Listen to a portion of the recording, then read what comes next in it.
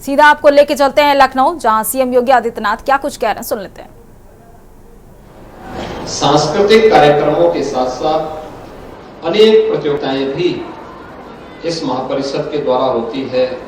अलग अलग तबके के लोगों के लिए, बच्चों के लिए अलग अलग प्रकार की प्रतियोगिताएं होती हैं और उन प्रतियोगिताओं के साथ साथ पर्वतीय समाज से जुड़े हुए उन विभूतियों को सम्मानित करने का भी काम किया जाता है जो देश के लिए, समाज के लिए कुछ कर पा रहे हैं।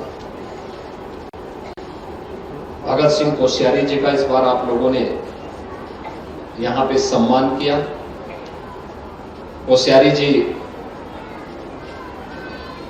उत्तर प्रदेश में भी काम किए थे, उत्तराखंड के मुख्यमंत्री के रूप में भी काम किए, राज्यपाल के रूप में भी उनके पास कार्य करने का एक अनुभव है। अपनी सहजता, सरलता के लिए जाने जाते हैं। पूरा जीवन मातृभूमि के लिए समर्पित किया है। आपने सैनिकों को और उनके शहीद परिवारों को भी सम्मान दिया है, क्योंकि हम लोग अपने विरासत को विस्मृत नहीं कर सकते। उसके दोनों रूप हैं। एक पहलू है जो हम अपने पर्व और त्योहारों के माध्यम से सांस्कृतिक विरासत को आगे बढ़ाते हैं, और दूसरा पहलू है जो हम अपने अमर शहीदों का स्मरण करते हुए महापुरुषों की जयंती के अवसर पर या किसी अन्य विशिष्ट घटना को केंद्र में रख करके उन आयोजनों के साथ जुड़ते हैं। और आज का दिन तो बहुत महत्वपूर्ण वैसे भी है।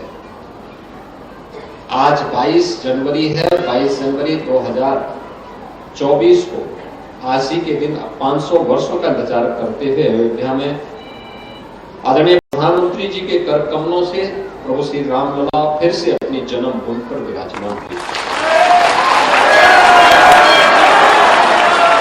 यह भी विरासत की ही व्यवस्था, परंपरा है। भगवान राम की विरासत 500 वर्षों के बाद अयोध्या में विराजमान हो पाई। और जो आपकी यात्रा है, आपके कार्यक्रम है, ये लोक गाथा, लोक परंपरा, लोक साहित्य, लोक संस्कृति, ये सभी उसी विरासत को आगे बढ़ाता है। पीढ़ी दर पीढ़ी इसी रूप में आगे बढ़ती है। लोक गायन, ये सब उसी व्यवस्था के साथ आगे बढ़ती है। आप लोग इतने उमंग के साथ, उत्साह के साथ इस आयोजन के साथ जुड़े हुए हैं। इस पूरे आयोजन के प्रति मेरी शुभकामनाएं हैं और मैं अपना आपको सौभाग्यशाली मानता हूं कि मैं आपके बीच में आकर के इस कार्यक्रम में भागीदार बन पाया हूं। अन्यथा कुंभ की व्यस्तता में समय निकालना कठिन होता है, कठिन था, लेकिन समय पे हम लोग आ गए। मौसम वहां भी लखनऊ में भी अनुकूल था, तो हमें आने में कोई समस्या नहीं हो पाई।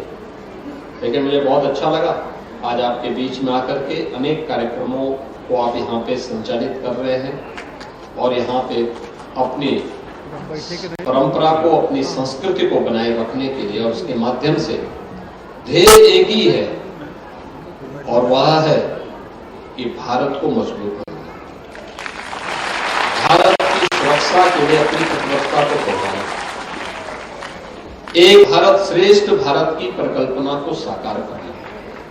और एक भारत श्रेष्ठ भारत इसी प्रवाह के साथ निकलता है, लोक गायन से, लोक परंपरा से, लोक संस्कृति से, लोक गाथाओं से, लोक कथाओं से, यहीं से निकलता है।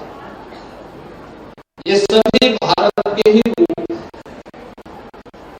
और उस भारत की उस बृहद रूप के स्तर पर देखते हैं। आज के इस अवसर पर मैं आप सबको इस पूरे देता हूं, आपका अभिनंदन करता हूं। आप सबके जय।